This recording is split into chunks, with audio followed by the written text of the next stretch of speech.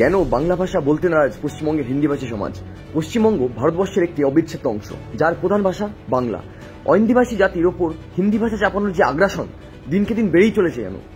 বিশেষ করে পশ্চিমবঙ্গতে হিন্দি চাপানোর প্রতিযোগিতা চলছে প্রত্যেক দিন কোথাও না কোথাও, যেখানে রাষ্ট্রে 22টা ভাষাকে সমানভাবে মান্যতা দেয় সংবিধান। তাহলে কেন ইচ্ছাকৃতভাবে বারবার চাপানো হচ্ছে হিন্দি? যারা হিন্দি চাপাচ্ছে তারা কি সংবিধানের নিয়ম জানে না, নাকি জানে সংবিধানটা তারা মানে না?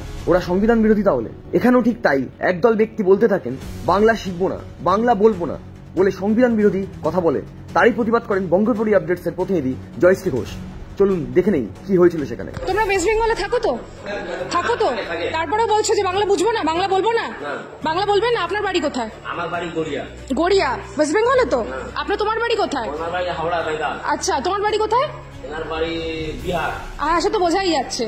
দেখুন কেমন ভাবে তাকিয়ে আছে আমাদের প্রতিনিধি জয়শ্রী ঘোষের দিকে, যেন এখনই গিলে খাবে তাকে।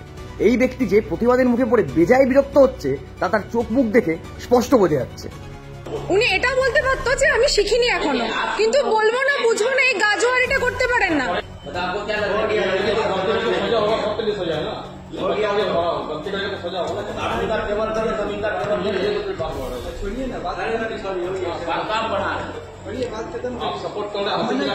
অন্যায়টাকে উনি সাপোর্ট করছেন?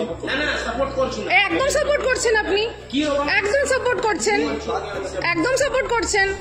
ওয়েস্ট বেঙ্গলে থাকবেন, খাবেন, এখানে রয়েছেন, এখানে বাংলা বলবেন না, আবার বলছে বুঝবো না, গাজোয়ারি করে বলছেন। হ্যাঁ, তো কে খাওয়াচ্ছে? তো কে খাওয়াচ্ছে? কে খাওয়াচ্ছে? স্টেটটা কোথায়? স্টেটটা কোথায়? আচ্ছা, তো আপনারা নিজে স্টেট ছেড়ে এসছেন কেন এখানে? যদি আপনি স্টেটসে কোনো লেনাদেনা না থাকে তো? উদ্ধতপানা দেখুন একবার এই হিন্দিভাষী ব্যক্তির। ভুল করার পরেও তর্কের শেষ নেই জানো। কথায় না পেরে আবার মাননীয় মুখ্যমন্ত্রী মমতা বন্দ্যোপাধ্যায়ের প্রসঙ্গ তুলে আনলেন। হ্যাঁ, তো আপনি এই কথাটা বাইরে গিয়ে বলতে পারবেন? আপনি যখন স্টেট কোনো ম্যাটার করেন, আপনি নিজে স্টেটে যাননি কেন ব্রেড বাটার অ্যারেঞ্জ করতে? ঠিক বলছি না, না বাংলা আপনি শিখবো না, আপনি বলতে পারেন না, জিনিসটা আলাদা। আর আমি শিখবো না গাজোয়ারি করে বলা জিনিসটা আলাদা।